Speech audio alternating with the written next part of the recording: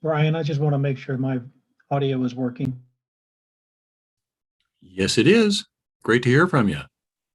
Thank you. For the other committee members who are on, and I think that's Commissioners Walters and Burrows, I think you may have seen that Commissioner Townsend's not able to join us tonight. So it'll take Commissioner Johnson for us to get a quorum for our first committee.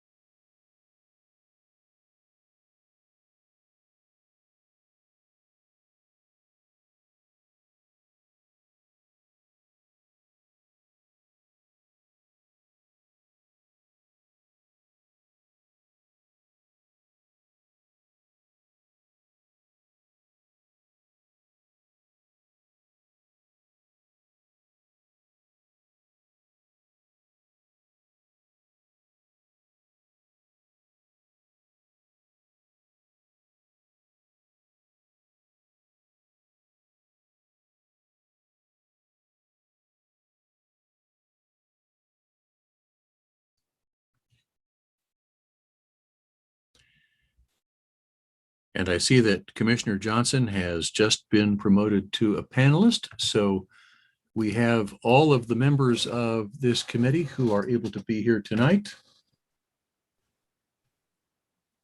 Although we do have several people just hanging around and watching the proceedings.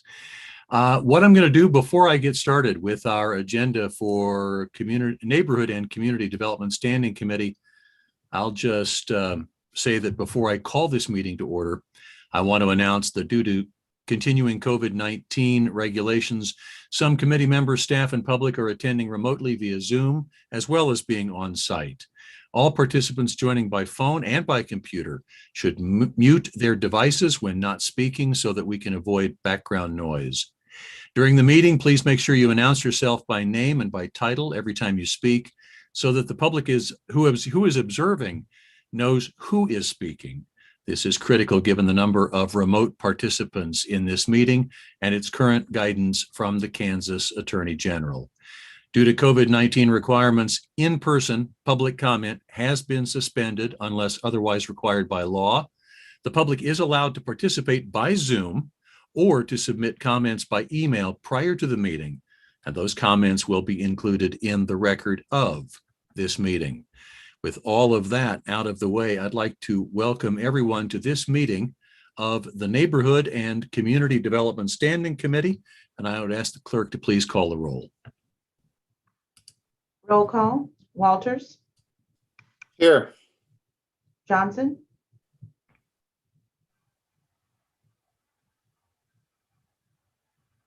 Johnson. Here. And Commissioner Townsend is unable to attend this meeting. Burrows. Here. McKiernan. Here. Thank you so much. I hate it when I can't find the mute button when I need to talk. So there were no revisions to this agenda after it was originally published to Civic Clerk.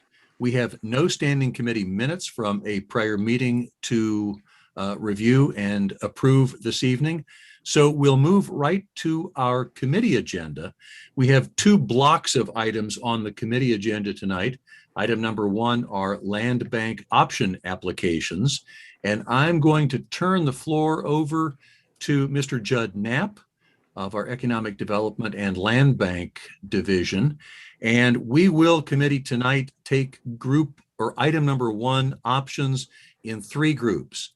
We'll take A, new construction as a group, we'll take B, garages as a group, and then we'll take C, commercial as a group. So Mr. Knapp, the floor is yours. Thank you, Commissioner. It's been another busy month in the land bank. This month, we have had 17 applications in total. We had 12 single-family homes, 2 garages, 1 commercial, and 2 yard extensions. We conducted meetings with the staff, the Land Bank Advisory Board, and even shared the presentation with neighborhood groups and the area MBRs within their boundaries. And we included their comments in this presentation. If the application has comments or concerns, I do my best to try to answer those comments with additional slides to address their concerns. Also, as requested, we have added the current photos of yard extensions and garages to the presentation also. So the first one is 12 single-family homes. The first one is for 3 single-family homes at 27 South Cherokee Street, 101 South Cherokee Street, and 747 Seminary Street. The next steps are building inspection approval, and this is the new one, is the environs review. During our staff meeting, we realized that we weren't doing this, and planning brought it up that we need to start marking these down. So every next step that has an environs review in it, it will be added here. Mr. Knapp, could I interrupt for just 1 second, please? Could you give everybody on the committee and everyone who is attending tonight just a little bit bigger picture of what we mean when we say an environs review? Oh, no. That is what I know. I am not the expert on this, but what I know is that there is a historic building, and it has, I believe, a 500-foot buffer zone around that building, and all the buildings that fall under that 500-foot buffer zone has an additional review to do with the planning office. I believe the state's involved also. Thank you, Mr. Knapp. That is exactly correct. And we want to just let people know that we've identified certain areas, certain landmarks that are of historic interest or value. They're designated as such in Wyandotte County, and that properties that are purchased, acquired, renovated, built around those have to undergo some additional review related to that historic status. So that's what we mean by environs review. Continue, Mr. Knapp. Thank you.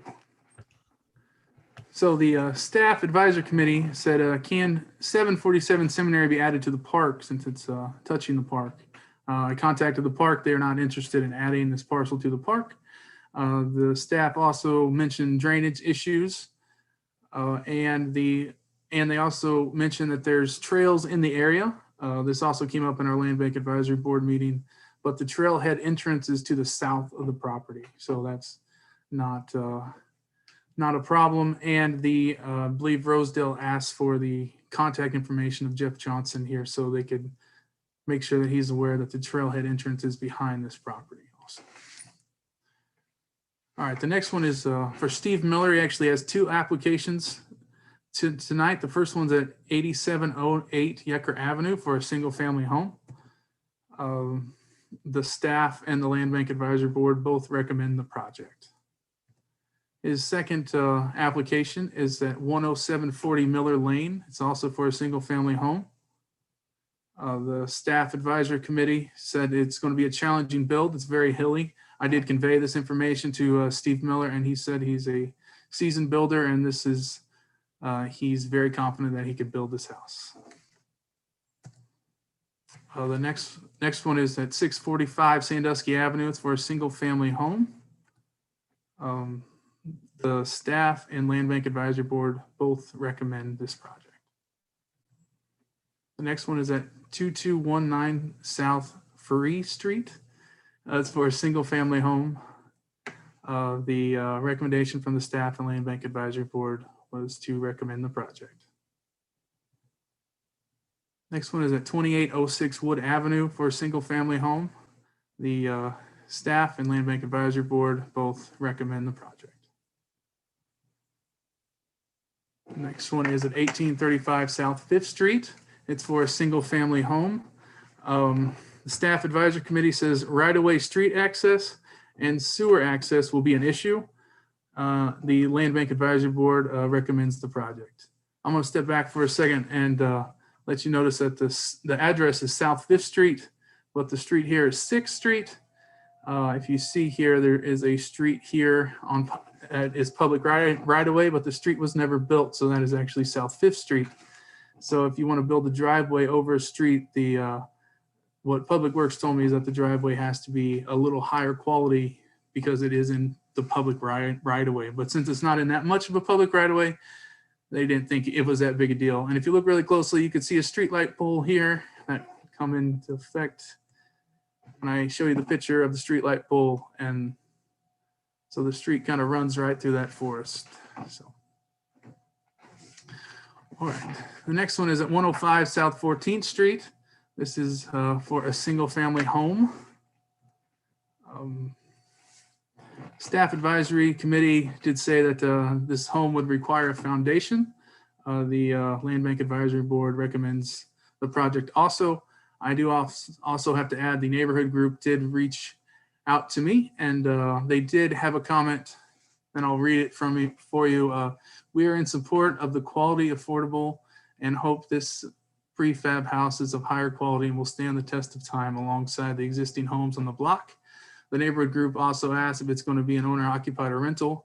The applicant mentioned to me that it will be an owner-occupied property. Right. The next one is at 2600 Yates Avenue. It's for a single-family home. The staff and Land Bank Advisory Board both recommend the project. The next one is at 1268 Pennsylvania Avenue. It's for a single-family home. The Staff Advisory Committee said there's no driveways on the front of the street and to move the garage to the rear for alley access. I did contact the applicant about moving the garage, and they are completely fine with that. And the Land Bank Advisory Board had no comments. All right, that sums up 1A, I believe. Thank you, Mr. Knapp. We will, at this point, we've got quite a few of them there. Alley access. I'm sorry, I'm just taking a look at this last one you just presented, the 1268 Pennsylvania. All right, I'm going to take a closer look at that for a minute. And while I do that, I'll ask the rest of the committee if there are any comments or questions about any of the applications that Mr. Knapp presented.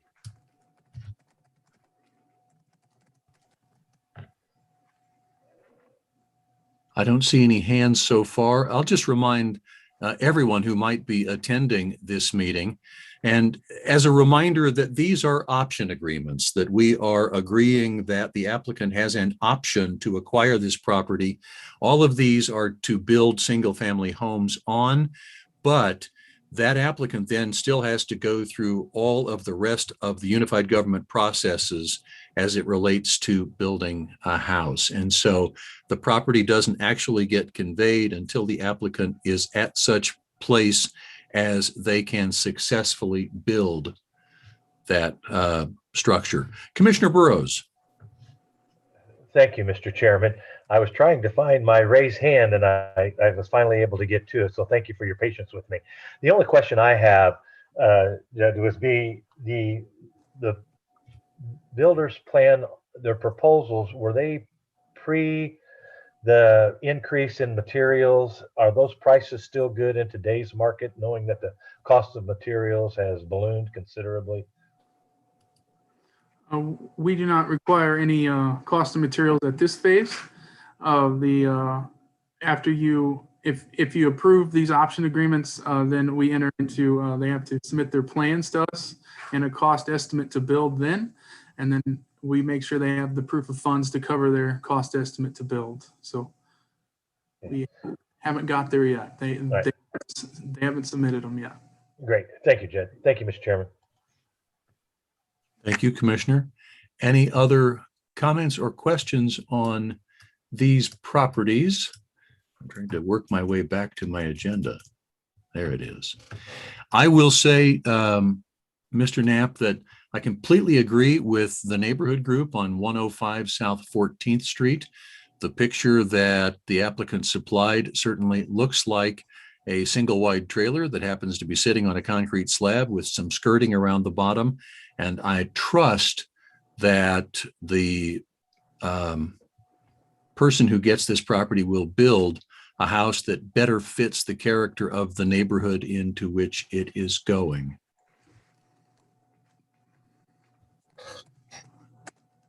Any other comments or questions?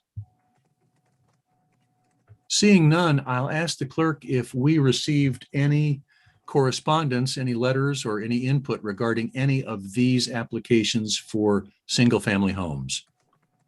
No, we have not received any information. Thank you so much. At this time, I'll ask if anyone who is in attendance with us tonight at this meeting would like to offer public comment on any of these applications for options to build single-family homes.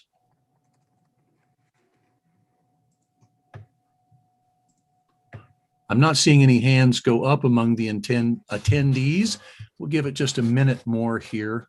I'll flip back to my other list. With no other comments or questions, we would be open for a motion on this first group of properties. Commissioner Burrows, move for approval. Walters, second.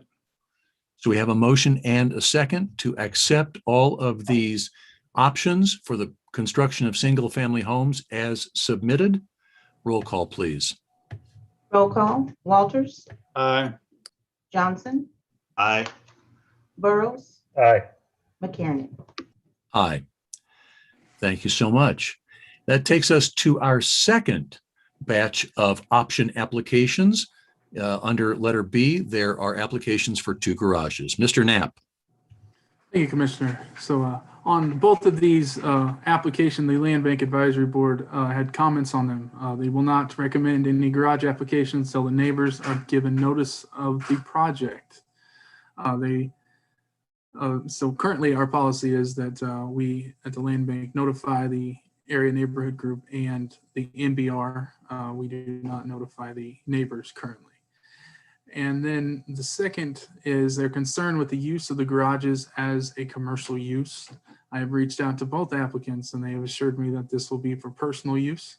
They wanted to store their personal car to prevent theft on them. So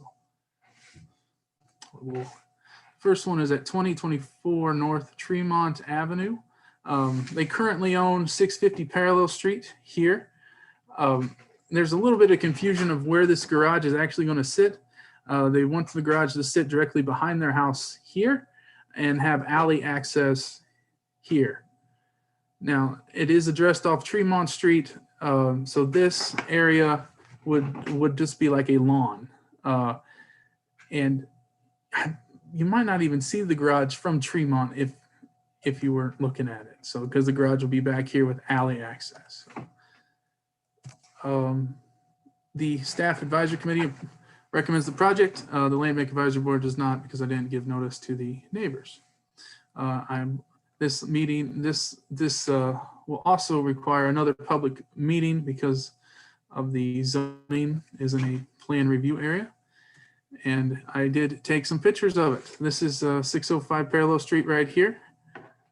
This is behind their house on the alley. So the garage will sit right here facing the alley. And here is the front of Tremont. They're, one of the neighbors are using it, currently using the lot as a playground. The next one is at 1206 Roland Avenue. The applicant currently owns and lives in 1210 Roland Avenue. The recommendation from the Staff Advisory Committee is to approve, and the Land Bank Advisory Board does not, because I did not give neighbors notice. And here are some up-to-date pictures of the property. That is it for this agenda item, Commissioner. Thank you, Mr. Knapp. So in each case, because we did not notify the neighbors about the potential for garage construction, the Land Bank Advisory Board has not recommended that these move forward at this time. Is that correct? That is correct, Commissioner. All right. Well, committee, although Commissioner Townsend is not able to join us this evening, she and I did speak briefly, and she did give some feedback to me that she wanted me to pass along to the rest of the committee. Mr. Knapp, if you could go back to the aerial on the first application. Right there. Commissioner Townsend said that if she were here, that she would recommend that this application be held over for another month. She did request that it was held over at our last meeting. It was, but she has not yet had a chance to meet with the applicant, and she would like to do that. Here is her concern. And Mr. Knapp, if you could put your mouse cursor at the north end of 650 and come to the left and then slide it a little bit further left. Okay, so that is the north boundary line of the applicant's property. That garage would be built going east-west behind, north of that house. The entry would be off the alley. If you could put your cursor on the alley, please, right there. The entrance would be off the alley. Now, if you'd put your cursor at the east side of 650, right there. Commissioner Townsend's big concern about this construction, among others, is that if this garage were constructed as currently proposed, that what is effectively the back of the garage would face Tremont Street. Since the access would come from the alley, she was concerned. Now, if you could go to the next picture, I think it's the next one beyond that. Next slide. No, next slide, please. Next one. Next one. Right there. She is concerned that this is the view looking west from Tremont Street, and that if the garage were constructed as proposed, we would see back toward the back of this lot, the rear wall of the garage. And she fears that that would break the character of single-family homes that line Tremont Street. So if she were here, she would ask for this to be held over so that she could have a conversation with the applicant. If you go to the next overhead, Mr. Knapp, right there. Commissioner Townsend did share that this is also in her district and that she does not have any issues with this because the property owner does live right next door to the requested property. And so at this point, I think committee, our job is to decide whether or not we move either or both of these forward. Any comments or questions from the rest of the committee? Commissioner Burrows. Mr. Chairman, thank you, Commissioner Burrows, District 2 at large. The question I would have is, Judd, the failure to notify the neighbors about these moving forward this would just hold it over another month so that we would allow the neighbors to have an opportunity to be notified, correct? Yes, if that is what you'd like me to do. And if we don't, what kind of precedents are we setting that are we putting in place that we can always, or under whatever actions we choose not to notify neighbors in reference to construction? Well, we currently do not notify neighbors currently, but we do notify the neighborhood groups in the MBRs. Okay, so are we violating anything if we choose to advance these outside of not notifying the neighborhood groups and or the neighborhood associations? To my knowledge, we're not violating anything right now. Okay, thank you. Thank you, Mr. Chairman. Thank you, Commissioner.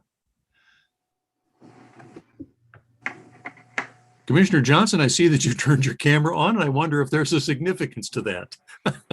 Yeah, I'm trying, this darn technology. There's my hand. Okay, Commissioner Johnson. So I'm just moving to advance or to hold over the first lot at Commissioner Townsend's recommendation, which is the lot at 2024 North Tremont. Avenue. Walters, second. All right, so since we have this particular item, which is under letter B, the first item, 2024 North Tremont, since there's a motion and a second to hold this over, let's pursue that item. I'd ask the clerk if we received any correspondence regarding 2024 North Tremont. No, we have not received any correspondence. Thank you. Is there anyone in attendance at the meeting tonight who would like to comment on this application at 2024 North Tremont? No hands are raised. Thank you so much. Given that, since there's a motion and a second, we'll ask for a roll call on this item. Roll call. Walters, Aye. Johnson. Johnson, Aye. Burrows, Aye. McKiernan. Aye. That leaves us with the second item under letter B, which is 1206 Roland Avenue. Motion to move to approve, Johnson. Walters, second. There's been a motion and a second to approve this option as submitted. I'll ask the clerk if we received any correspondence regarding 1206 Roland. No, we have not received any correspondence. Is there anyone in attendance who would like to comment on the application at 1206 Roland? No hands are raised. Thank you so much. There's been a motion to approve and forward 1206 Roland Avenue as submitted. Roll call, please. Roll call. Walters, Aye. Johnson, Aye. Burrows. Aye. McKiernan. Aye. Thank you so much. That takes us then to letter C under item number 1, a single option application. Mr. Knapp. Yes, this is for 3119 Strong Avenue. It's for a food service open air plaza built with shipping containers. The type of food is going to be pizza. They have a food truck that they're going to park there and be used as their commissary for it. They're going to put shipping containers along the outside and build a courtyard in the middle with picnic tables. It's going to be very similar to the Iron District that's in North Kansas City. They definitely want to seek out local artists to paint murals on the shipping containers. Here's some additional photos that we've added since the last time of what it will hopefully look like. So the next steps on this one, there is another public meeting for planning, requires another meeting on this. So there will be another public meeting on this. The recommendation from the staff and Land Bank Advisory Board is to recommend the project. So the last time this meeting, this project was held out because the in-district commissioner was not notified of the project. So we had a meeting with Commissioner Markley, Ramirez, Bynum, and Burrows. The key takeaways from the meetings was planning will require additional public meeting, and that Mr. Tanner will present at the community meeting on June 1st. I did hear from him that he was not able to present that, but he is not against talking to the community group there. So I believe that that's still in the works. So, Commissioner, that would conclude this item. So that's item C, and I am very glad to hear that the person who wants to acquire this land from the land bank did take our recommendation and did meet with not only the district commissioners, but the at-large commissioners. And at this point, I'd ask if any member of the committee has any comments or questions about this application. This is Walters. I made comments when this was before us before, and I think my comments are the same. I'm not a fan of shipping containers in our county. I'm not a fan of shipping containers, even if they're part of an assembly like this. I think this is a prominent corner in Argentine at 32nd Strong. And I'm surprised that the Land Bank Advisory Board believes that this is the highest and best use of this land. I'm glad that they met with the in-district commissioners. Haven't heard anything directly from those commissioners to see whether they support it or do not support it, but I do not support it. Thank you. Thank you, Commissioner.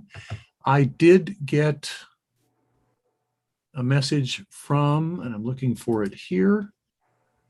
While I look for that message, does any other member of the committee have any comments or questions about this application? Commissioner Burrows. Thank you, Mr. Chairman. Not really a question, but just a comment.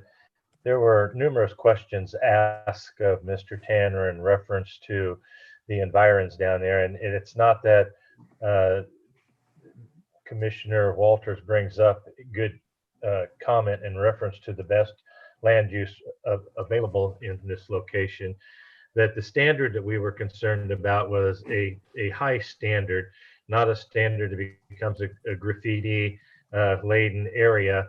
The concerns that I raised is that if we find something moving forward that Mr. Tanner or the project starts to become underutilized, or they decide to close it down, who would be responsible for cleaning the area up, moving the containers and stuff out? There will be additional parking behind the facility that will be eliminating some of the parking on the street. The community advocates that are supportive of the container development, I believe that it will move forward. The in-district commissioner raised some good questions.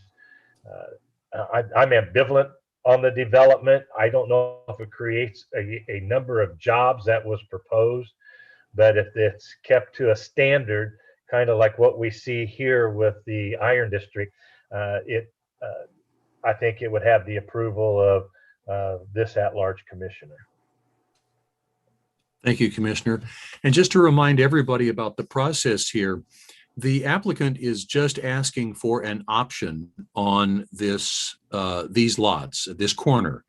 That option would only be completed or carried through if the applicant then made it through all the other steps of the planning and zoning process and the public meetings process, and actually had a project that met all of the various reviews, that had met with public support, and only then would this option be exercised. And so we have to separate just a little bit what the land bank does in terms of offering these options versus what planning and zoning or the neighborhood resource center do in terms of the standards to which a potential development is held.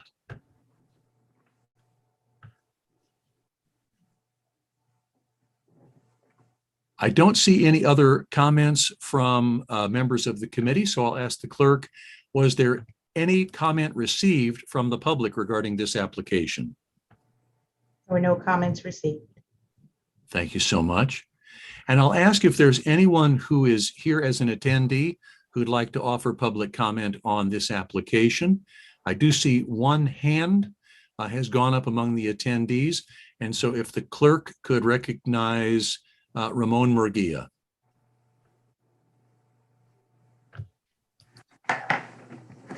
Perfect. I do believe Mr. Murguia, yes, has been moved over to a panelist. Your microphone is unmuted, and we'd love to hear your comments. You have 3 minutes to make your comments. And if you would start, please, with just your name and your city of residence.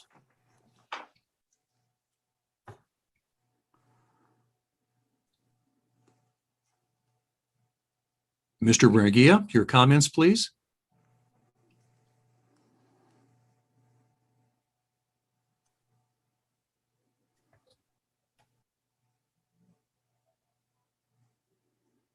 Okay, so we have Ramon. Oh, to the clerk, I see that his hand is up again, but over in the attendees list.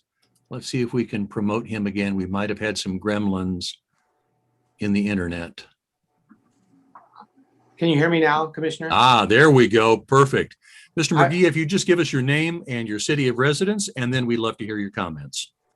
Thank you, Commissioner. My name is Ramon Murguia. I live at 2500 Strong Avenue.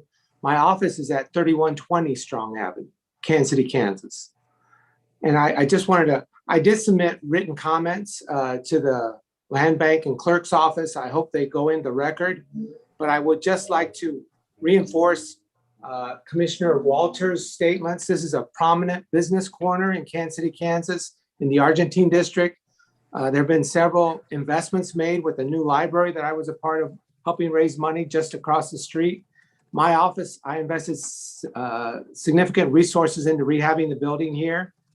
And I do not think that the containers will be the proper and best use for this land across the street from a bank and other offices. It just doesn't, it's not a warehouse district. It's not an industrial district. It's really a business district. And so the quality of the building should be up to the standards set by other landowners in this district. So I would be in opposition to the option. I understand that the option would have to, the person getting the option would still have to comply with other requirements. But given what is proposed, it is not up to the standards, what I believe should be for this business district. Thank you very much, sir. We appreciate your comment. Is there anyone else who is here as an attendee who would like to offer comment on this application? No hands are raised. Thank you so much. Actually, I do see one that has just come up, and that would be Oliver Tanner. I do believe that is the applicant. If we could move him over and enable him to speak.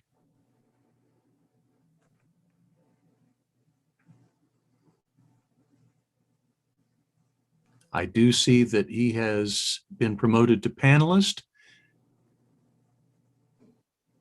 And I did just for a second. There you go.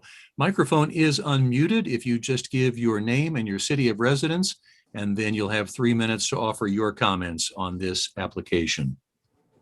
Sure. Thank you. My name is Oliver Tanner. I currently live in Kansas City, Kansas. I just wanted to recognize I hear the concerns and I appreciate the concerns. I've been looking into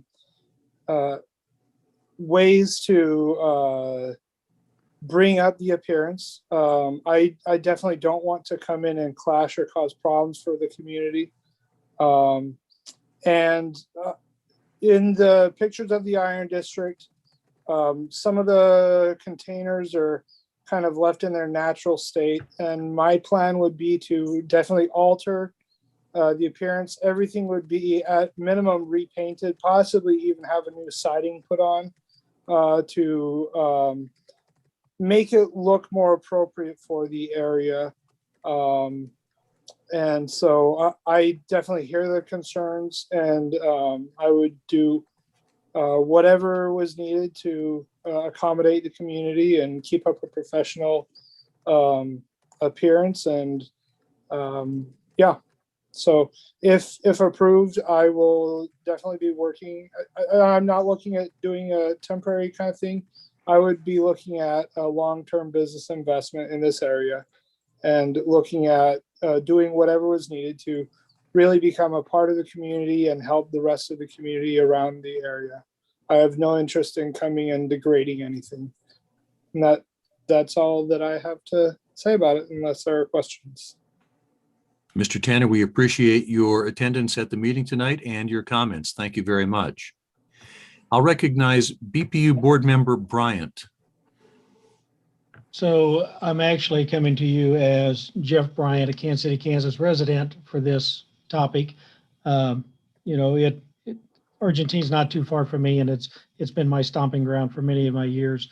While we have visited Iron District and one similar to this in Tulsa, and they're very fun and they're very entertaining and are good business incubators for small businesses.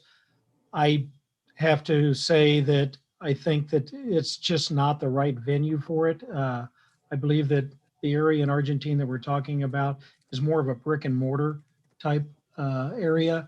I could see something like this more down in the Kansas Avenue or even down by my day job down in the Muncie Business Park area, where you have, it's more of an industrial feel and more of an industrial style. That's how the Iron District is, and also how it is in other cities that we visited, ones like this. But I do like the idea that someone is interested in continuing to invest in Argentine. Thank you. Thank you, Mr. Bryant. Appreciate your comment. Is there anyone else in attendance who'd like to offer a comment on this application? Any final comments or questions from members of the committee? Commissioner Burrows. Thank you, Mr. Chairman, for a second. Mr. Chairman, have the in-district commissioners, I believe it's a very close to 2 commissioners, that have either one of them reached out to you, Mr. Chairman, and or to staff on any concerns or comments they may have, having studied this a little longer? So we have this property is actually in Commissioner Markley's district, but as you said, the boundary between her and Commissioner Ramirez is just a matter of blocks at this location. And the comment that I got back from them was really very similar to what you had shared earlier, is that there must be hurdles overcome in terms of financing, in terms of planning and zoning, and that my understanding is that those commissioners would be okay with the option, but it still has to pass several other tests before it could actually be executed. Thank you, Mr. Chairman. I think it's important that we know that those besides myself that were mentioned this evening that had the meeting with Mr. Tanner and discussion with the Argentine Betterment Association. I think it was important to hear their concerns and or comments. That with that, Mr. Chairman, I appreciate the opportunity to ask that question. Thank you very much. I will say from myself that I really do, I understand all of the nuances here, that this is just an option agreement and that this has to go through many more meetings and much more in terms of the planning and zoning process. But I have to say, I do agree with Commissioner Walters on this, that I'm not sure that this is the appropriate use for this particular corner on this particular business corridor. I do think, as Mr. Bryant said, that there are other places where this would not only fit, but flourish. But I will say that I'm not convinced that it's the right use for this particular piece of property. Any other comments or questions from the committee? And if not, we are open for a motion.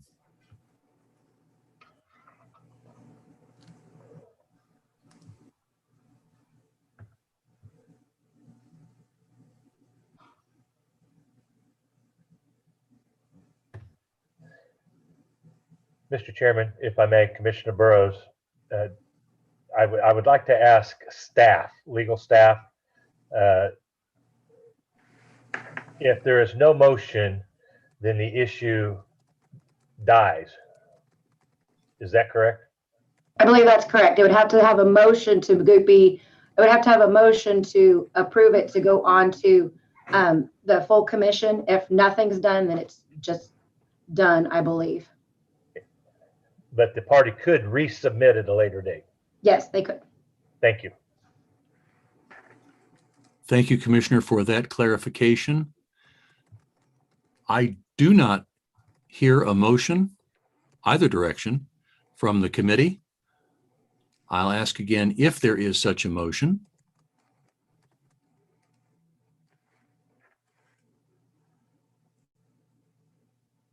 With no motion coming forward, this, and correct me, Ms. Green, if I'm wrong on this, this application is effectively denied due to lack of a motion, and the applicant can reapply at a later date with another option application. Is that correct? Correct. Then in that case, that does take care of this particular item on our agenda. The application is effectively denied due to lack of a motion on next steps. So that takes care of all of our items under number 1. Mr. Knapp, I'd ask you to move us forward to item number 2 on our agenda, which has property transfers A and property transfers B. Thank you, Commissioner. The first one is at 3061 Cessna Street, and this lot is only 6 feet wide.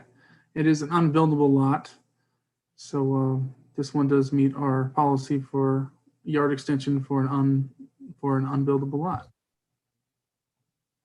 Here's a picture of Mike Dixon's home with the little sliver of 6 feet next to him.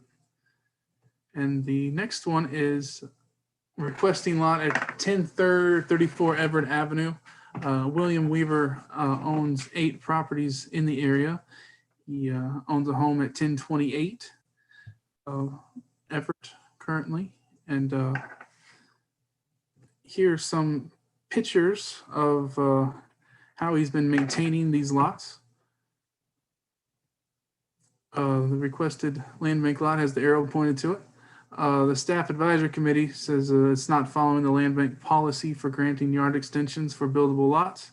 The land bank advisory board recommended the transfer, and Struggler Hills Neighborhood Group said that they also recommend the transfer. So that's would conclude my presentation here. Thank you, Mr. Knapp. Do any members of the committee have any comments or question regarding these 2 yard extension requests? Commissioner Johnson. Thank you, Mr. Chair. I just have comments on the 1034 Everett Avenue. As has already been notated by Mr. Knapp, and as you can see by the pictures, Mr. Weaver has taken it upon himself for decades to keep that area of our town very clean. You will see that the sidewalks are lined. The grass is kept what I consider to be immaculate. He has cut down trees. And in fact, if you go back to the map, the previous map, couple of slides right there, the items that are in green are land bank lots, right, Judd? Yes. Okay. So if you head basically to the east, everything to the east of that lot, that is not owned by an actual landowner, or where there's not a home, Mr. Weaver has taken it upon himself to keep all of those lots clean, mowed, lined up, and he's been doing it for, I don't know, over 25 years. So when he asked for that particular lot, although I do acknowledge the fact that it is on a buildable lot, it is highly likely that someone's going to come along to build a single house on that lot, unless they were looking at buying out everyone and really kind of building on that entire block itself. So that's the only comment I made on that. With that, I will make a motion for both items to be approved. We have a motion. Is there a second?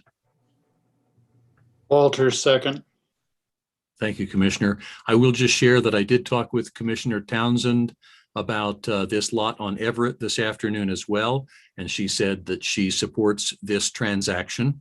And she basically gave the same perspective as you did, Commissioner Johnson, that in this case, while we understand that we are looking toward buildable structures on buildable lots, that sometimes there are circumstances that may make the committee decide another way. And in this case, I think we have one of them. The long-standing care of this lot, I do think, merits consideration. So we have a motion and a second. I'll just ask clerk if we had any comments related to either of these yard extension requests from the public. No, we have not received any comments. Thank you. I'll ask if anyone who is in attendance at this meeting would like to offer comment on either of these yard extension requests. No hands are raised. Thank you so much. With that, we have a motion and a second to approve as submitted. Roll call, please. Roll call, Walters, Aye. Johnson, Aye.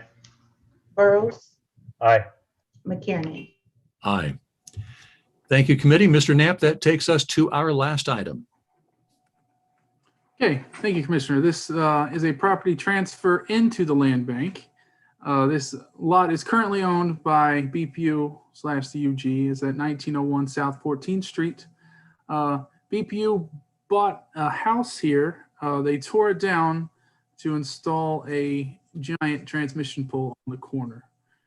This has basically, as staff reviewed it, deemed this property unbuildable. So if the lot, and they are not recommending the transfer. And the Land Bank Advisory Board also agree with the staff that they do not want to transfer this into the land bank because we can't sell it. That is it. Thank you, Mr. Knapp. Any comments or questions from the committee? Motion to approve, Johnson.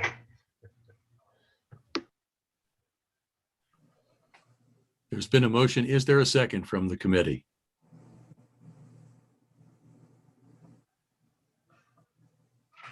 And hearing none, I will offer a second for that motion. Mr. Knapp, while I completely understand the Staff Advisory Committee and the Land Bank Advisory Board's position on this, I understand that this is adding to our inventory of parcels that we must maintain. But the bottom line is that we may end up helping to maintain it anyway. So let's just put it in the land bank. And so I would ask the clerk, was there any comment submitted for this transfer at 1901 South 14th? No, there was no comment for this transfer. And is there anyone in attendance who'd like to comment on this particular application? No hands are raised. Thank you. There's been a motion and a second to approve as submitted. Roll call, please. Roll call, Walters, Aye. Johnson, Aye. Burrows, Oh, McKiernan. Aye. That motion then does not pass because, and Ms. Green, correct me if I'm wrong on this, it does take 4 votes to move an item forward to accept an application in this committee. Since this option did not get 4 votes, it is effectively denied. Am I correct on that? Correct. All right. So by virtue of only having 3 positive votes, this application for transfer into the land bank is denied. That does take us to the end of our agenda. With no further items, this meeting is adjourned and will allow some transition time as I turn the floor over to Commissioner Burrows for Economic Development and Finance.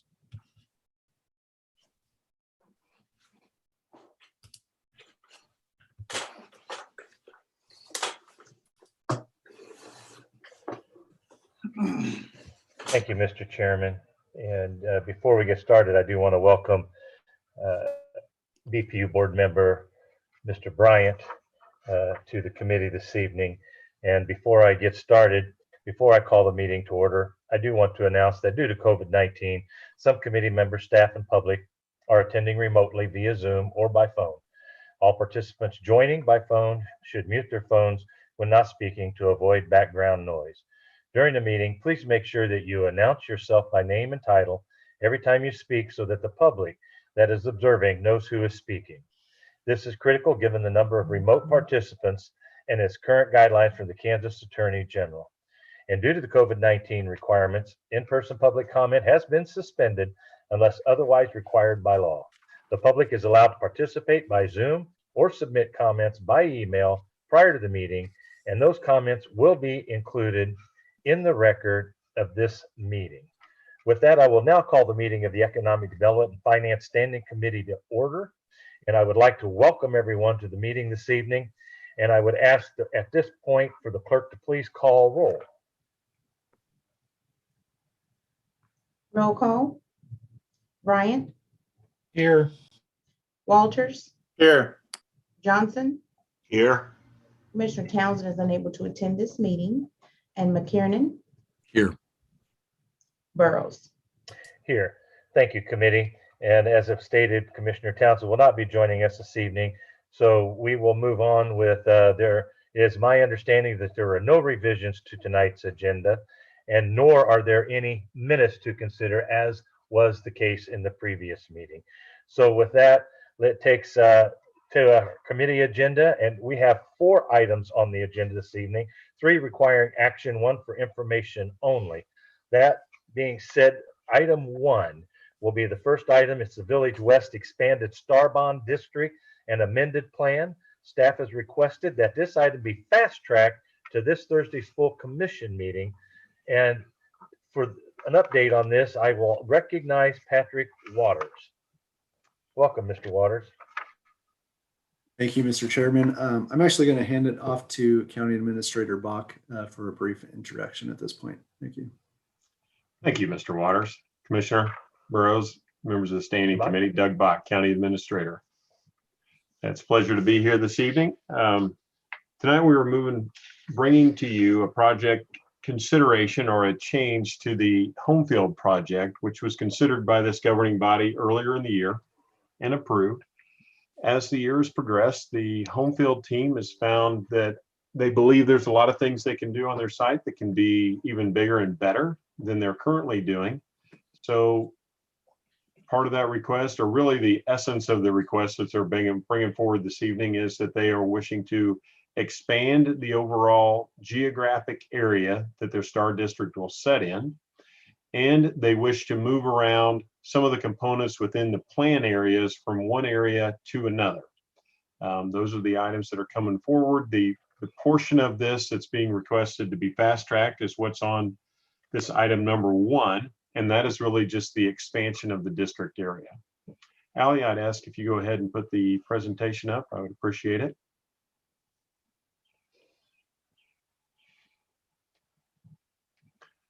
I think to start the deal, or start the program, we'll take a look at what's in the current deal that's associated with Homefield. Move to the next slide. Through this deal, we have a sale of land to the developer. There's an overall approved STAR bond financing amount of $130 million. The first issuance was contemplated to be $75 million. The second issuance, $55 million. There's a shared program within that. The Menards area sits within the STAR district, but not all the revenues from with this Menards were going to go into this project area. And then there's a commitment on the part of the developer that they will invest $3.75 million into capital back into areas that are more challenged for development to come in our urban areas. And we will note that the developer has expended more than $20 million in land acquisition and demolition in the project area to date. And this is before we've done any kind of STAR bond issuance out in the area. Next slide.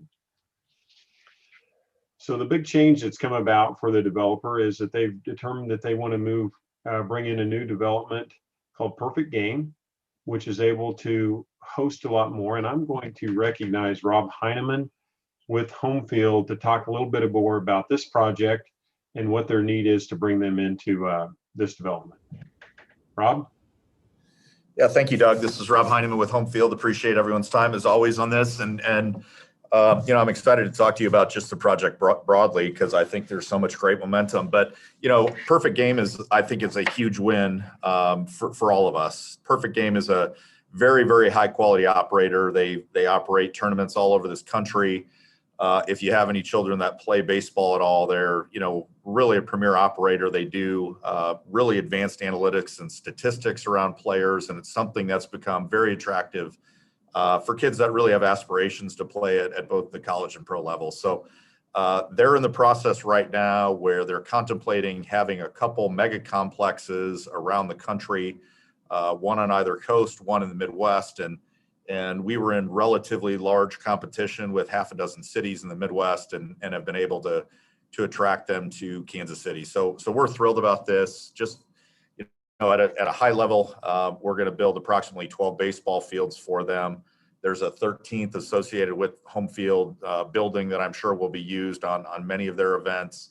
And, you know, I think one of the really cool economic development benefits for us is they're pledging 75,000 room nights a year over the course per year for the next 20 years. So, you know, it's a big deal for all the hotels that we have out there. Obviously, these hotels in this area have performed really well. COVID, as it has everywhere, has done a bit of damage to that. But I think this is kind of an injection into that spot. It's going to be really, really positive. So we couldn't be more happy than we are. I think this is a huge feather in the cap for the community.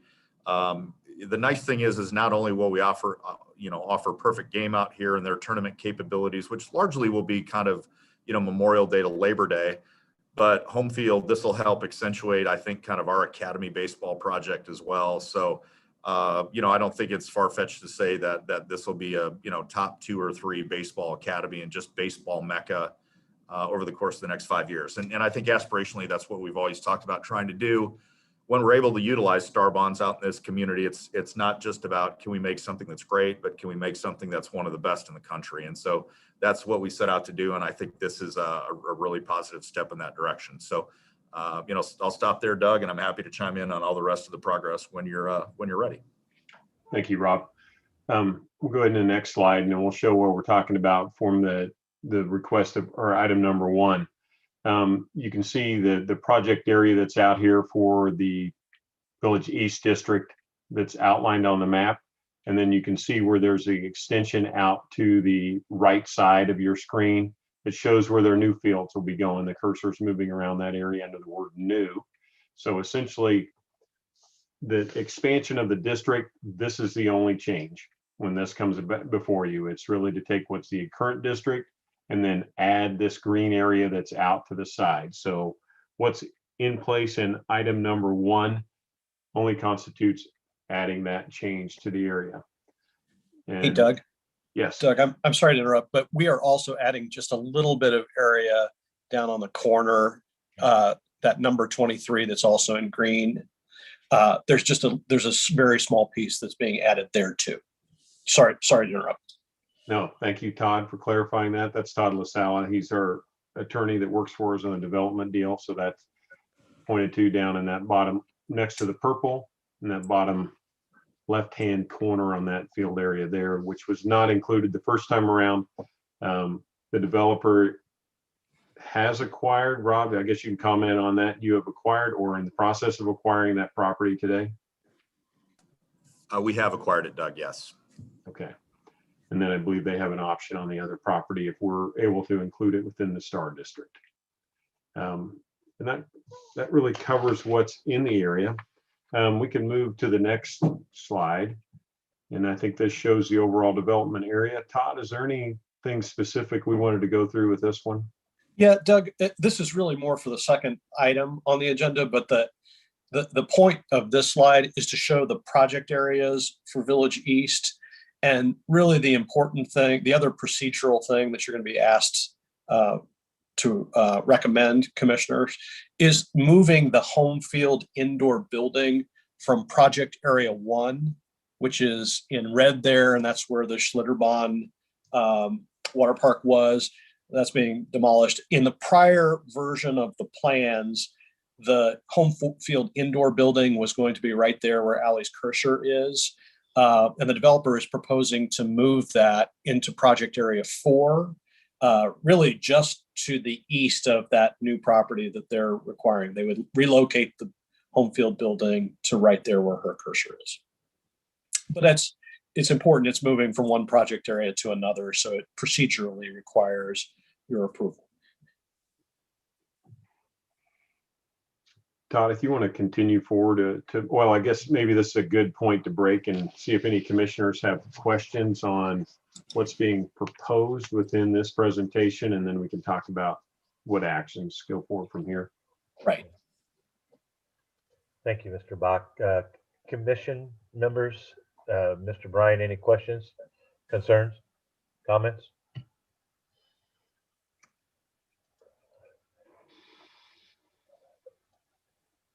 I don't see any hands. Oh, I do see one. I apologize. We've got Commissioner McKiernan, please. Oh boy, there we go. He raised his hand. Yeah, that's all. Mr. Bach, Mr. Bach and Mr. LaSala, if you could just refresh my memory, and actually this is a good slide to do that. So Interstate 435 is shown. Our original Star Bond district is to the left of that as we look at this. It's in purple, right? And that purple extension that goes to the east or to the right from there to, down parallel, that was the correct me if I'm wrong, was that the original Village East that we created for the my words are blanking on me here, the sports training, The National Training Center. Thank you, the National Training Center. That's correct, Commissioner. The purple area, project area 4, you're exactly right. When we did Pinnacle, it included an overlay of Village West. So if you go east of 435, that purple area includes Pinnacle, but as you go across the highway and pick up the old Village West, the plan was always that when the original Star Bond district at Village West terminated, burned off, this overlay would kick in and we would collect revenue from there to help pay for the National Training Center. So that explains the district that exists on both sides of the highway that way. Perfect. And then in addition to that original expansion of Area 4, we now have some additional areas that have since become available since we originally did the Pinnacle development and are now going to be included in this expanded district on the east side of 435, right? That's correct. And so the only thing we're doing tonight then is adding what is in blue labeled as Area 5, and then on this, what is in blue labeled as Area 5 also. So That's the two correct. places that you had pointed out to us before that are east of 94th Street, both in blue.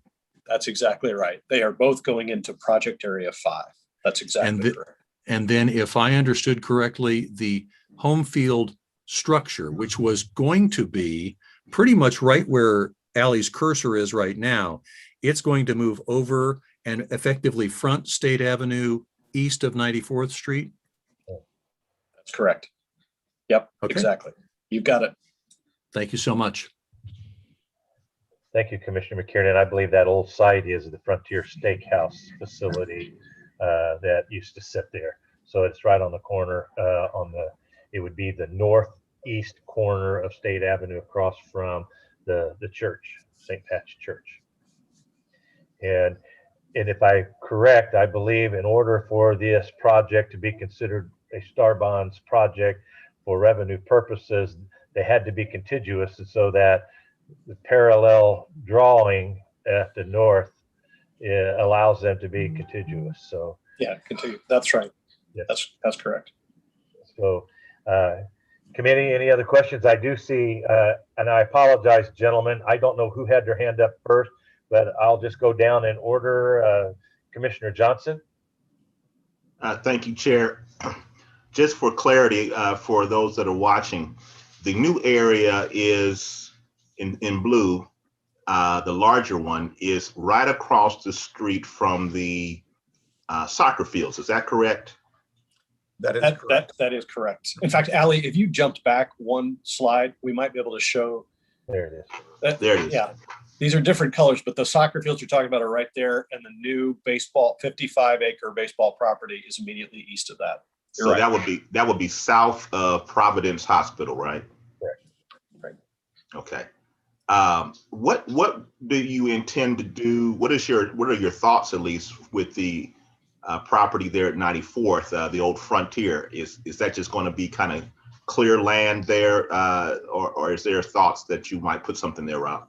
No, there's definitely the thought that we would put something there. And just to give you a little clarity too, Commissioner, I mean, so we own the old the Lafoon's Chicken, the Frontier. There's kind of an L-shaped parcel that is, you know, north and east of us, that we have had positive discussions with the homeowner, but have not acquired that piece.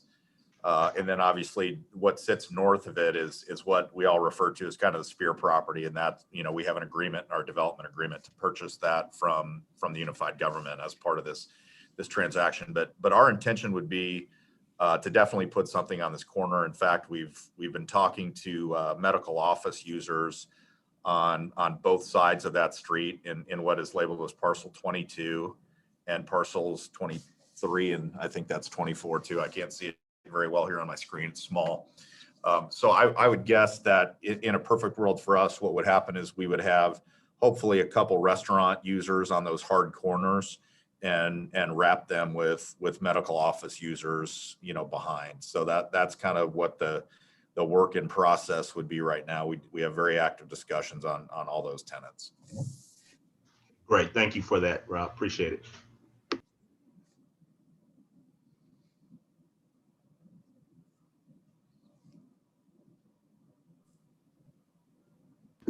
I apologize, Mr. Bryant. Sorry, I was muted. Mr. Bryant. So mine is more of just a question of, you know, I understand that the location of these diamonds would be farther down the road, but, you know, we just relaunched our baseball team, the Monarchs, and I just want to make sure that I'm understanding this right. This will be school age tournaments, high school, non-competitive, to draw potential visitors away from the Monarchs games. Yeah, correct. And in fact, I would hope that we'd provide some synergy for them, right? Because the way that the Perfect Game facility largely will work is you'll have, you know, hundreds of families descending upon Village West from, call it, Tuesday to Sunday, and presumably with a lot of downtime. So if there are Monarchs games going on, you know, we've had several discussions with the Brandmeier family about the Monarchs and our ability to potentially work with them on, you know, ticketing or, you know, championship games potentially that we would play in the stadium.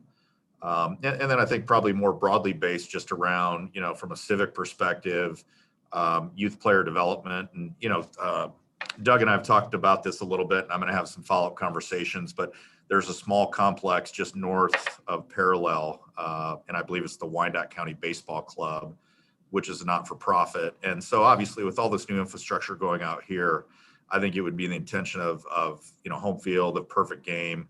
And we've had discussions with the Monarchs as well around how, you know, how can we update that? How can we contemporize what they're doing up there and provide a higher level of opportunity for those kids without, you know, changing any of the economics. So yeah, I don't see any conflict here whatsoever. And I don't want to speak for the Brandmeiers, but we have spoken with them, and I believe they would think this to be very synergistic to their efforts.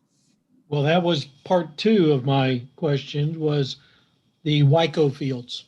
So this, I mean, you're a few miles away, but you're not significantly distance from the Wyco fields. And my concern would be that's a long-standing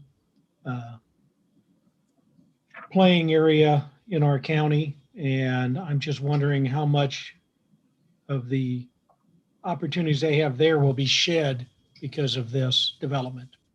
No, I would hope that they'd be expanded, and that would be our intention. And I literally had a conversation today with a couple large baseball club operators that we're working with. And, you know, we talked about, are there improvements that we can make to that complex sooner rather than later, and try to see if we could, you know, bring those kids into, you know, like I said, an enhanced program. I think that's the intention. We see that as a really good opportunity. Obviously, those fields exist today. And so it gives us an opportunity, if we want to start building our baseball base up here within Wyandotte County, we can do that immediately. And so I think those discussions, I can tell you that, you know, I've been working with Doug's staff just as recently as a couple hours ago around scheduling those meetings. So, and I'd be happy to report back to you after those are, concluded. But our intention is to try to do whatever we can to enhance that program long term. I would like to hear what the answers from the meeting are. Sure, no problem at all. And Mr. Bryant, Doug Bach, County Administrator, I'll just add, I'm very aware of how important the WICO baseball program is to our community and for the individuals that have been able to participate in that at the recreation level, where a lot of what Rob's proposing down here is really very competitive in that level of ball. And I think there is some opportunity, and I'm glad he's wanting to meet with them and talk to them about this. I think it's both ways. They're needing some changes in that field now to improve some things they haven't been able to invest in. So I really think there's a great opportunity here, but it's definitely one we need to preserve for the youth of our community so they can continue to have the opportunity they've had for years. My kids all played at that ball field as well, and until those that decided to go on to different competitive levels. So it's certainly something we will work to make sure it fits great into the future of this. Well, thank you, because I really believe that this is an opportunity for a win-win for both areas in our community. I agree. Great. Thank you, Mr. Bryant. Next, I have Commissioner McKiernan. Thank you, Mr. Chair. Brian McKiernan, District 2. And this would be for Mr. LaSala or Mr. Bach, I think. So we are proposing a little bit of an addition to a STAR, a sales tax revenue district. And my understanding is we will use, as we have done in other projects, sales tax revenues to help build these amenities. So from our sales tax revenues, we will get the use of all of these various facilities that are going to be built in this district. But my understanding is that all of these amenities would still pay property taxes into the general fund that we could then use to help provide city services for all of Kansas City, Kansas, and then county services for all of Wyandotte County. Am I correct on that? Yes, Commissioner, everything you said is absolutely correct. This is a sales tax vehicle only. It will not affect the property tax whatsoever. That's exactly correct. It would still. Go ahead. I really do appreciate that, because I know that some people, as I talk to some people about the legends, the original Star Bond District, they're confused thinking, thinking that we gave up both sales and property taxes. And I want to make sure that we clarify that as these projects are built, they will generate an increasing amount of property tax, which we as a unified government will be able to use for the benefit of our citizens. So thank you for clarifying that. That's correct. Any other questions or comments from Commission? Mr. Bach, Mr. Heineman? Thank you. I will ask Mr. LaSala to walk us through the actions that we are looking to take for the ordinances that are here in front of you this evening.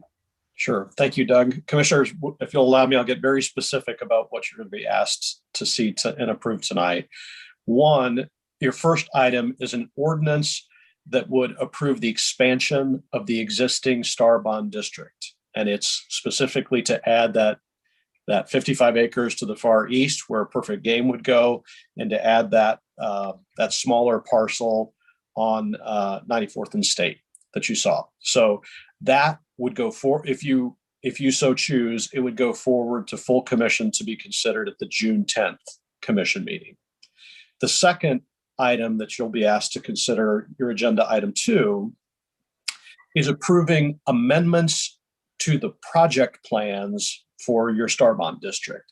I mentioned earlier that you've got assets, amenities that are moving from one area to another, and that plus this expansion of Perfect Game required amendments to the project plans that you approved last November.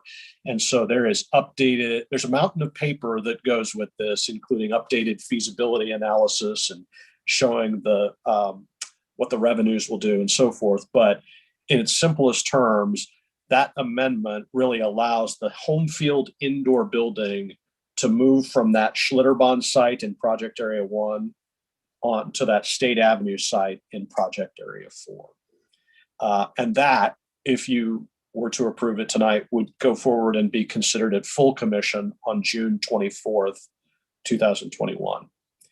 And Commissioner Burrows, you typically ask this question too. Procedurally, both of these steps will have to be ratified by the state of Kansas through the Department of Commerce. We are in communication with them, and they know that we are coming to ask if the UG decides to approve these things. The state knows that they're coming. Thank you for that, Mr. LaSala. If I may, there were 2 points of concerns that I raised today. One of them being the fact that we fast-tracked this a couple of months back to put it before the full commission to get approval to ensure that the original Star Bond, the first proposal, was to be approved. Then from fast tracking it, now we have an additional development, some changes, and I believe there's very little question about changes as a development project moves forward, but we're fast tracking again. So I guess my concern is, at what time will we be coming back, possibly looking at a third proposal and additional properties? Are there any other issues that we'd want to consider, even though we're fast tracking this, that may be coming forward that we should be aware of?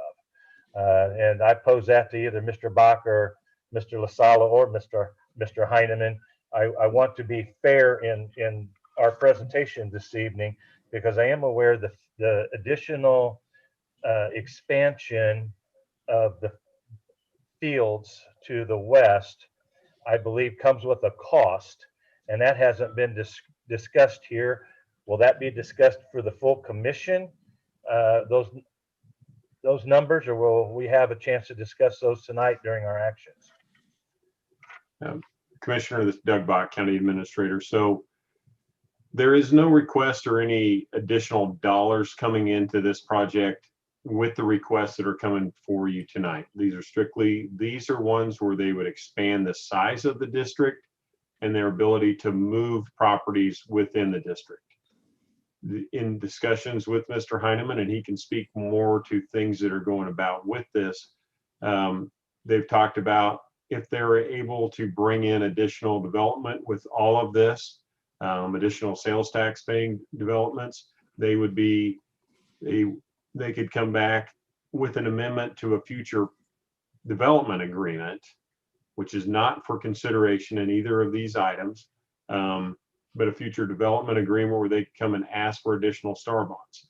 One of the comments I've made to Mr. Heineman, and he's well aware of this fact, is that if they were to bring something where they would request to issue more than 130 million, which is what the current approval is at, they would need to demonstrate to us that how such additions would be able to, by adding, we would actually be able to retire all the bonds within the project area faster than is currently projected today. And it would be a win-win for their development as well as that for the community. But that is not on the table. That is not officially being brought forward with either one of these actions. The actions here is the geographic area and moving projects within it. And if they're able to come back and demonstrate how they could do other things, Rob has indicated that he may come back and ask for that in the future. Rob, would you care to comment on that? I think the thing that I'd just say broadly is when we look at this, kind of 300 acres and now expanding it potentially to 350 acres. And when I look at adjacent ground that could be available over time, I think this is kind of a plan where we look 10 to 15, 20 years down the road and see, what can we do here? And I think the opportunity out here is enormous.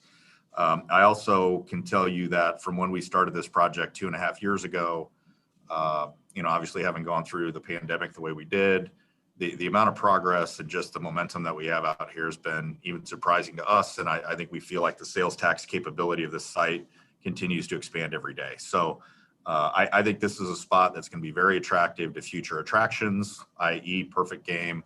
I also believe that, large scale retailers are also going to be interested in this site as well. So I think the opportunity is going to continue to expand, and we're going to work to do that. I mean, this is a site that we spend all day, every day on. It's very important to us. Like I said, we wanted to make a world-class site. So that's what I'd say, commissioners. We're going to work as hard as we can to optimize around this site, make it as special as we can. And I would guess from time to time that would include us coming back to you and asking for modifications to our original agreements. And Mr. Heineman, if I may, it was either you or Mr. LaSala made the comment, how many hotel rooms would be taken down over the 20 years or proposed? You know, I can't give you a great answer on that. Let me tell you about the momentum that we have out there today. You know, we closed on the sale of a piece of ground to the Fairfield Inn, which, you know, I believe they would start construction here over the course of the next couple months. I believe it's a 90-room hotel. I can tell you that we're in deep discussions. We've signed a letter of intent with a water-themed resort-style hotel that would be upwards of 300 plus rooms with the capability to expand over time. We have had inquiries from 2 other limited service hotels, both of which were in kind of that 100 count level. And so I think what we would do is we'd like to be very respectful of those that are investing with us early on the hotel side.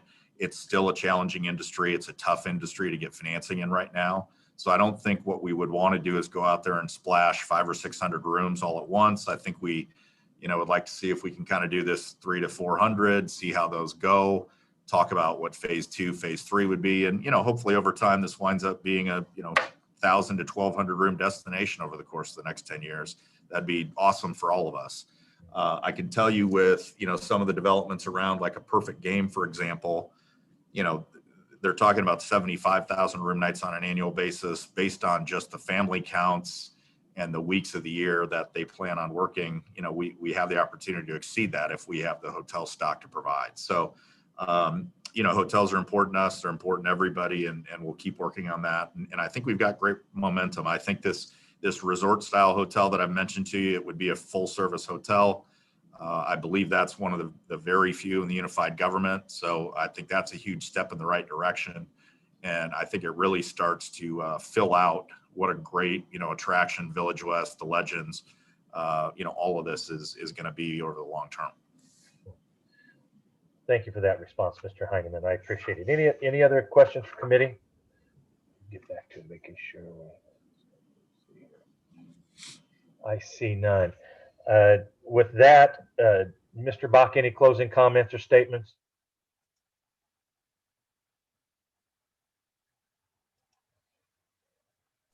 Seeing none. Sorry. I had myself muted. With that, I was just going to say that I would recommend approval of the ordinance as submitted this evening. Thank you. Okay. And I believe Mr. LaSala, you said about combining them. I believe we need to take these separately. I believe by staff's recommendation, we should do these separately. I think that's correct. Okay, thank you. I'll ask the clerk at this particular time if there are any comments received from the public. No, there have not been any comments from the public. Thank you, staff. Now with that, I would entertain a motion. Walters, I move approval of the second expansion and amendment to the Star Bond District Plan for Village East and recommend that it be fast-tracked to June 10th. McKiernan, second. We have a motion and a second. I would ask the clerk, please call roll. Roll call. Bryant. Aye. Walters. Aye. Johnson. Aye. McKiernan. Aye. Burrows. Aye. Thank you, committee. And thank you, Mr. Heineman, for your openness and the questions. Next, we move on. That takes us to item number 2, which is the Star Bonds revised plan. And that is the one for the revised project for projects area 2B, 3, and 5. So with that, I would again recognize Patrick Waters. Mr. Walters, or did I lose you? Patrick? No. Yes, I think this is Todd, do you have any additional discussion to have on this, or did your presentation incorporate? No, it? not really, Patrick. We did combine the presentations for two separate matters, but this one is about approving the changes to those project plans and really to relocate the indoor building from project area 1 to project area 4. That's really it. We'd be happy to answer any specific questions about this one. Thank you. Committee, any questions or comments? Todd, I have one, and I did talk with Patrick about it earlier today. Okay. And it deals with page 3 of the ordinance, the whereases. Okay.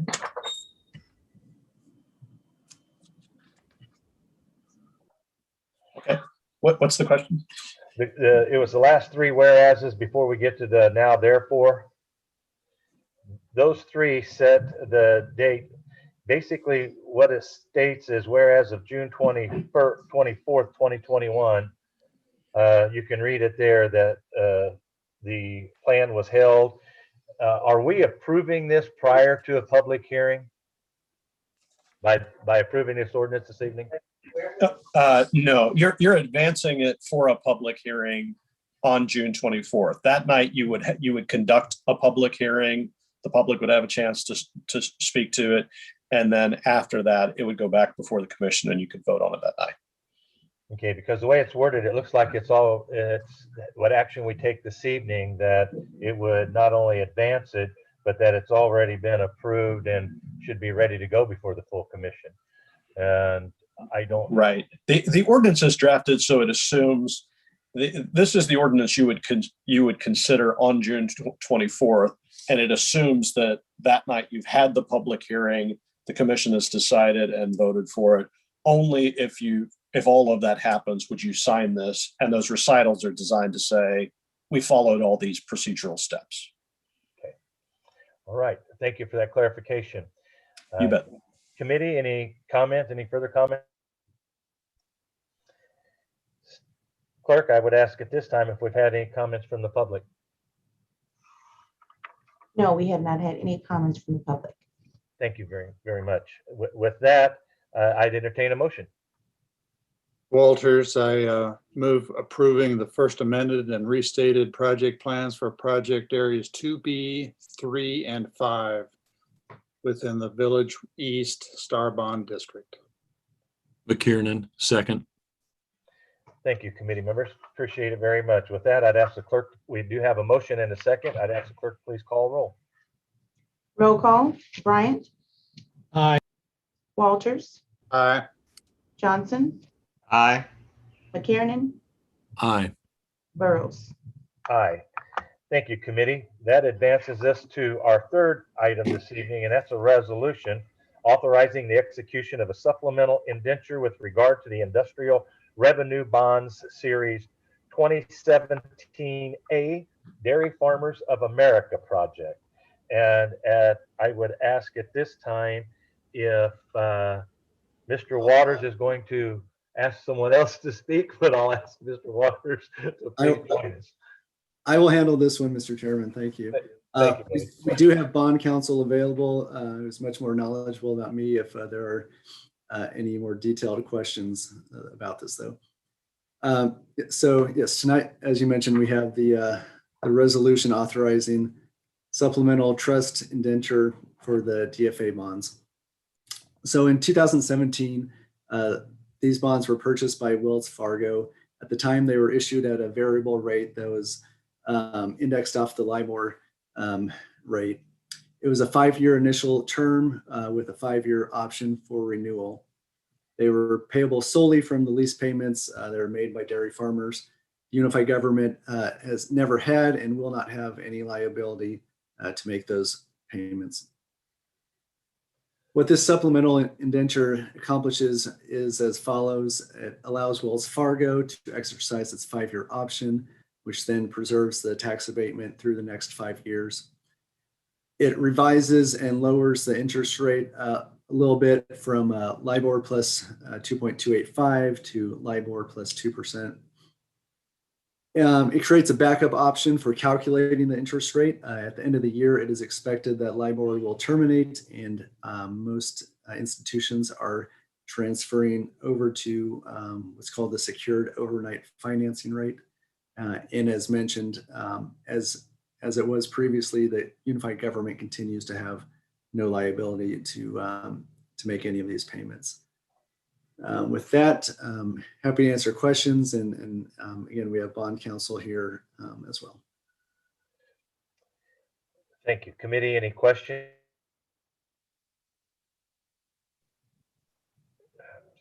I'm trying to, I do see Commissioner Johnson, please. Thank you, Mr. Chair. Mr. Waters, what is LIBOR running right now? I'm going to defer to our bond counsel on that one if I could. Gina, are you there? Yes, I am here. Commissioner Johnson, I couldn't tell you what LIBOR is off the top of my head. It is similar to what SOFR is, and many borrowers and their lending institutions have already transitioned to SOFR, knowing that LIBOR is going away at the end of the year. And so we've been transitioning to using SOFR here, in the last 18 months or so, working with many companies to transition. But it is very low. I can tell you that. Off the top of my head, though, I'd hate to quote a rate and then be incorrect about that. Yeah, no, I'm trying to pull it up myself, but anyway, it's a short-term LIBOR than if we're going to be converting it at the end of the year, right? Yeah, that's correct. There's a 1 month LIBOR, a 3 month LIBOR, a 1 year LIBOR. So there are multiple LIBOR rates depending on the term that the borrower and their lender have agreed upon. And so then you transition to the SOFR equivalent for that term. And then when we go to the SOFR, will it be on a 5-year basis, or what term will that be on? Off the top of my head, I don't remember. So the way that they have structured this particular trust indenture, and again, as Commissioner Burrows and Mr. Waters discussed earlier, the UG has no liability for any of the interest here. It is really between DFA and their lender, Wells Fargo. And so the way that they have set this up, it's whatever the LIBOR rate is, and I believe it's a 1 month or 3 month LIBOR plus that spread of now 2%. So their rate, the interest rate, the effective interest rate that DFA is going to pay and that they've negotiated with Wells Fargo is actually going down because the spread is going down from 2.285 to 2%. Plus whatever that variable rate is. Right. Does that help answer your question? That does. I'm more curious than anything, so thank you. Sure. Thank you, Commissioner Johnson. Next, I see Commissioner McKiernan, please. Thank you. Brian McKiernan, District 2. I do support this particular resolution, and I just want to add one more acronym to the pile tonight, if we could. My understanding is, well, first of all, these are industrial revenue bonds, or IRBs, and we have no liability for the repayment of those, correct, Mr. Waters? Correct. But many times during development projects like this, when IRBs are a financing vehicle, we as the unified government do offer an incentive in the form of some reduced property tax, for example, over time. And my understanding is, refresh my memory on this, my understanding is that DFA did get a little bit of a property tax reduction over time, but they still are paying an amount that we agreed to as a payment in lieu of tax over the entirety of these bonds. Is that correct? Gina, would you have any more information about that? I don't Absolutely. know what the pilot was. Yeah, Commissioner McKernan, you're exactly right that there is a pilot payment that has been agreed to In 2021, that pilot payment is approximately $160,000. And the way that that pilot was negotiated, it was a fixed amount beginning the first year of the abatement, and then it escalates 2% every year over that 10-year period. So we're 5 years in, and it's about $160,000 this year. Perfect. Thank you so much. Mm-hmm. Commissioner McKiernan, thanks for asking that question. That was important that we see that in Wells, it allows Wells Fargo to exercise this 5-year option, thereby preserving the tax abatement. And I believe most tax abatements are a 10-year process. So I do understand that, but I do appreciate the fact that we were able to educate the public and reference that. And Gina, thank you for that. Any other questions or comments in reference to item 3, the dairy farmers IRBs? Seeing none, I would ask the clerk if there was any public comment submitted. No, there were not any public comments submitted. Thank you. There being none, at this time, I would entertain a motion.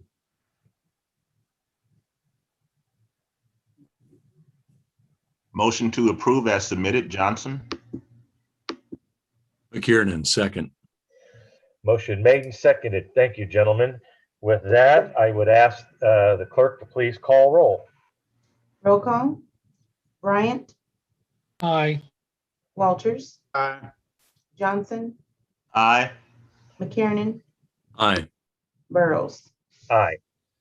Thank you, committee. That takes care of all of our action items this evening. The next item up will be the first quarter 2021 budget to actuals report. And this is a non-action item for information only. And I will recognize our budget director at this time. I believe Kathleen Von Atchen will be making the presentation this evening. Welcome, Kathleen.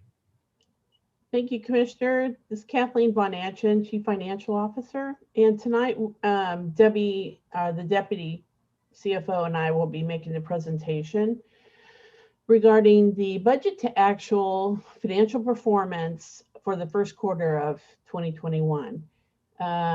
First off, we'd like to start off by giving you an overview of the consolidated general fund. And the right-hand 3 columns here represent how much we budgeted for the year and how much we've collected and spent through the first quarter. These 3 columns over here on the left are the same period last year, so that you can make a comparison. So far, we have collected $79 million in revenue in the consolidated general fund, which represents 36 or 37% of the expected budgeted revenue collections for the year.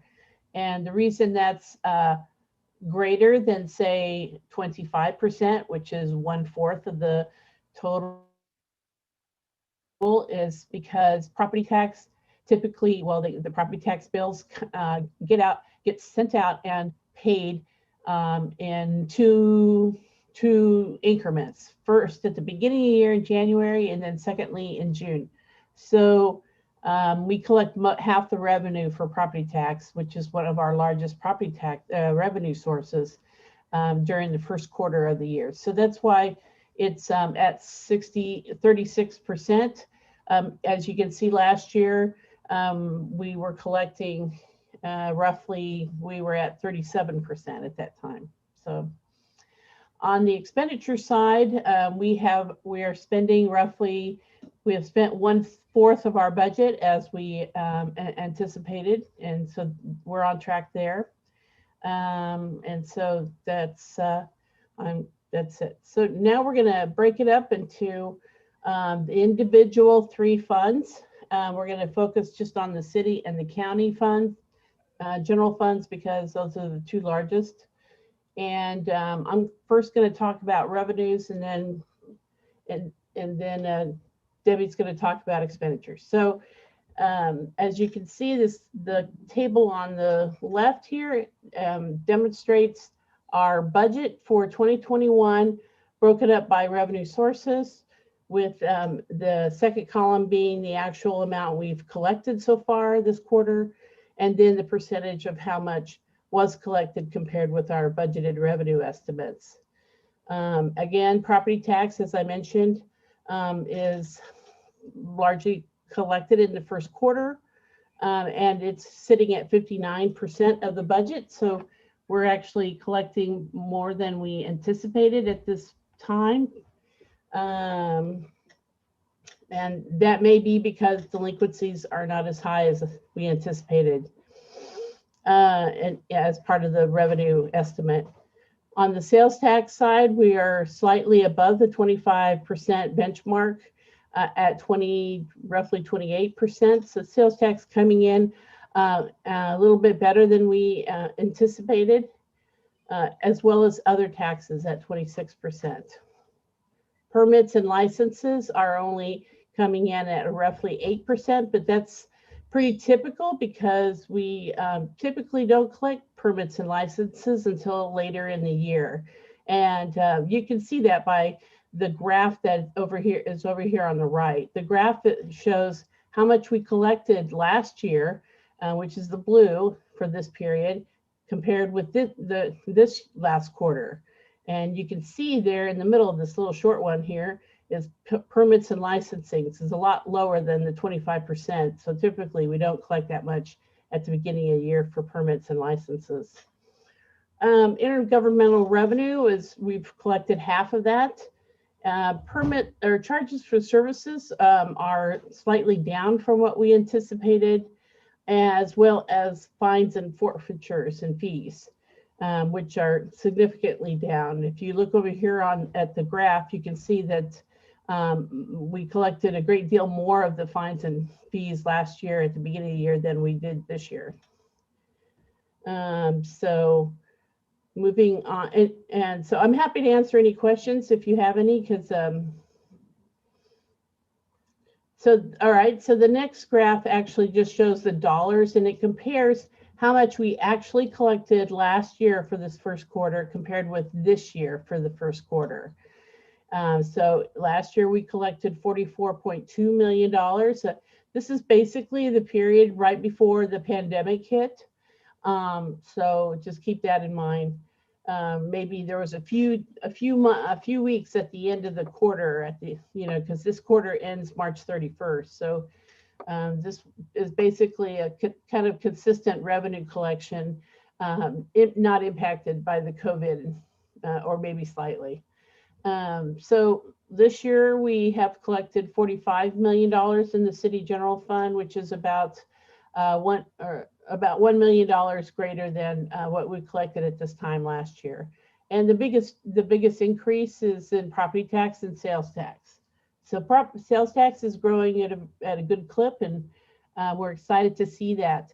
In fact, collections for April and May are looking very promising. So good news. This is the county general fund, and over here on the left is the comparison of the current year first quarter collections with the budgeted level. And overall, we're doing very well in that area as well. Again, property tax is over half, sales tax at 28%, other taxes at 33%. And again, permits and licenses are below the 25%, and that's pretty typical. And just as the same for charges for services are quite a bit lower than we like to see them at this point. So we're going to take a look at that. And fines and fees are good. So overall, the collections for property tax or for the county general fund are doing very well. This is a comparison of how much we collected last year for this quarter compared with this year's quarter. And we have collected $1.7 million more in this quarter than we did this time last year. And the largest is because of property tax. That's not due to any rate increase. It's just due to the increased market value of property. All right, any questions on the revenues? Any questions, comments, committee? Okay, I'm gonna pass this on to Debbie, and she'll be talking about expenditures. Thank you, Kathleen. Good evening, Commissioners. Debbie Johnsher, Deputy CFO. So this first slide, we are talking about the city general fund expenditures. We've got two graphs here. The upper left graph up in the upper left corner shows the budget to actuals. We've got all the categories for the city general fund, and with this being first quarter information, we would expect the percentage of budget used to be around 25%, as Kathleen had said. And in most of these categories, that's about where we are. Personnel is running just slightly under 25%. Services were at 24%. And I will just note that for services, the largest amounts that are included there would be the trash and recycling contract, which is close to $8 million, and then the ATA contract, which is about $3 million. So those are included in the services category. Under supplies, we have fuel, natural gas, and other utilities, as well as auto parts, different things like that. We're running at about 20.3% of budget. Grants and claims, 20.6%. The miscellaneous and transfers out, I will just note this includes both reserves for the city general fund as well as transfers out. And so what we're showing here is only transfers out for that 63,000. That's why it's only at 4.5%. And then capital outlay at 24.3%. So for the total for the first quarter, we're expenditures for the city general fund are at about 24.2% of budget. In your lower right-hand corner is the comparison with 2020 actuals. And as you can see, looking at the increase decrease column, there's not a whole lot of difference between first quarter 2020. Personnel is running a little bit lower. I do know that in 2020, we held some of the vacancies due to the pandemic. So not sure if that, that could be a potential reason for why this is trending a little bit lower. Maybe some of those positions haven't been filled or weren't filled by the first quarter. Services only about 902,000. As I said, they're all pretty minimal changes to 2020. So for the total, it's only about 135,000 difference from first quarter 2020. The next slide is the county general fund expenditures. And we'll start with the graph on the left-hand side, the budget to actuals. And as I said, we expect these to be at around 25%, which most of them are. I will just note for services, you're seeing that is at 41.5%.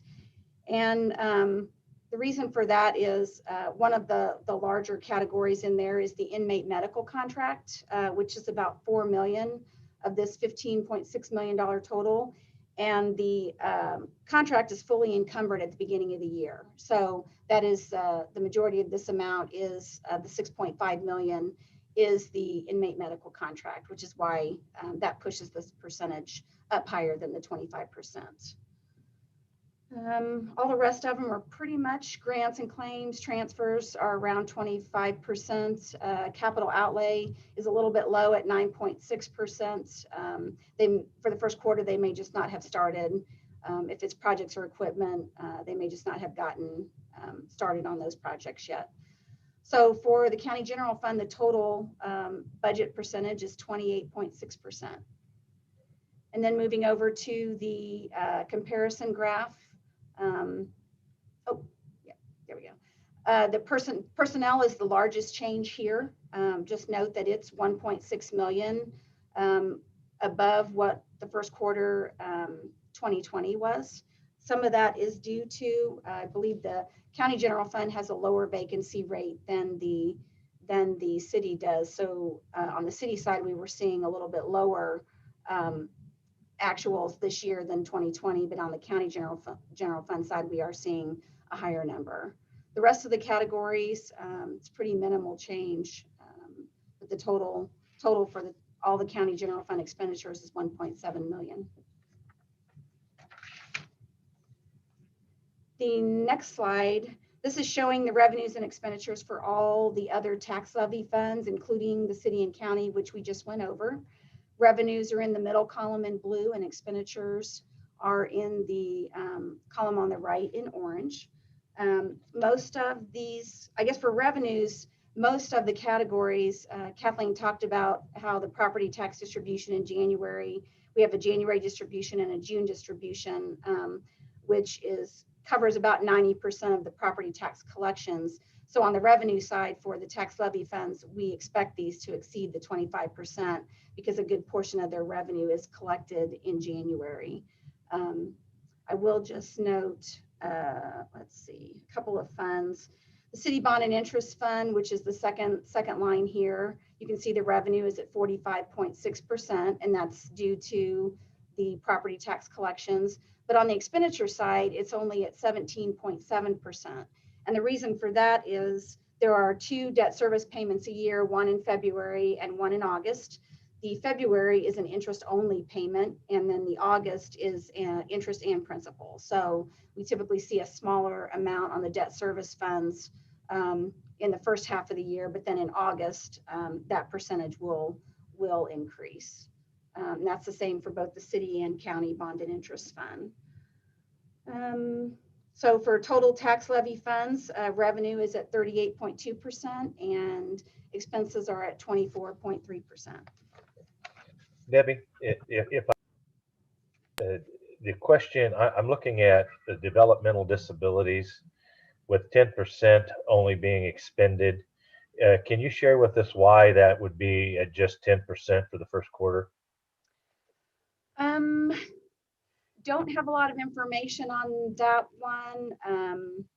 I may have to get back to you on what that is. I'm not exactly sure what the expenses are. Maybe there's a contract that just wasn't encumbered in the first quarter. Don't have an answer for you tonight on that, but I can certainly find that out and get back to you. And thank you for that. If there's services out there that aren't being provided, I mean, under this pandemic, I'm sure there's a cry for services all across the community. And when I see 10% of the funds only been dispersed, it concerns me greatly if we're leaving or if people are finding other sources of another places to find services, or if those dollars are what's coming in, but we're only spending our dollars and not the COVID dollars. I don't know if any of these figures include the monies that was received from the federal government last year and new monies expected this year. I do know that they do also have a grant fund, which is not shown here. It could be that maybe they have spent some funds out of the grant fund, but I can certainly double check that and find that out for you.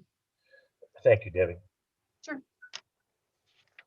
And then the next slide is all the other funds that the special revenue and enterprise funds that collect revenues other than property tax revenues. Let's see, I'll just point out a couple on here. Parks and Recreation. I will just note that on the expense side, it's showing 48.2%, and that is due to their mowing contracts. They go ahead and encumber the entire contract at the beginning of the year, and that's the same for several of these. Register of Deeds, you'll see their expenses are at 84%, and that's due, I believe they have a technology project that is being encumbered, and they've got quite a bit of the funds already encumbered. One I did want to note was stormwater, and I didn't catch this before the report went out. It's showing 51% on the expenditures, but I went back and looked and discovered that there was an entry that was incorrectly charged to that number. So we are getting that corrected, but their expenditures are actually only at 24%, not 51%. So that will be corrected. And then we'll show correctly in the second quarter. Well, and thank you for that clarification, because that tells me that either we spent more money than we had, or we moved it out of, I would say, emergency funds. But if we're bringing in 25.1% and we're only spending 24.8%, then we're right there where we need to be in reference to having ability to pay our expenses. but at 51%, we overextended ourselves. Yes, and that is incorrect. So we'll get that corrected. The golf course is at 41%, and that's due to the Golf Pro contract. They typically encumber that at the beginning of the year. As you can see, they've only collected 9% of revenues for the first quarter, and that's probably because nobody's out there in January and February. It was pretty cold this year. So let's see. So I think overall total other funds, we're standing at 25% collected for revenues and 26%. And that number is probably actually a little bit lower on the expenses because it's being, this 51% is probably going to affect that number when I adjust that down. Yeah. It would. Yeah. So that completes our presentation on the budget to actual. So if there's any questions on any of the information we provided, we're here to answer. Committee, any questions? I don't see any hands. I would just like to say it's not as dire as we had proposed a year or so ago. I commend staff for their budget decisions and the presentation this evening. I do believe there are some highlights within this budget have shared with us that we have taken the proper action, and I am anticipating a bump in sales tax revenue. We're seeing it on the state side as well as on the local side. Property tax is overperforming at this particular time, which I think is a great benefit, even though it's the first quarter. If my memory serves me correctly, looking at the first two city budget and county budget, property tax was nearly 2.8 million over projected collections. And if that's not correct, please correct me, but that's 2.8 million more than what we started with last year, just in property tax alone. Okay, well, with that, ladies, thank you. Any other questions or comments from committee members? I'm sorry, I'm trying to get to the hands raised here. Okay, seeing none, thank you for your presentation this evening. As I stated, this is a non-action item, it's for information only. That does conclude tonight's meeting and information shared with the public and all our action steps. So with that, I will just state the meeting's adjourned. So thank you everyone for joining us.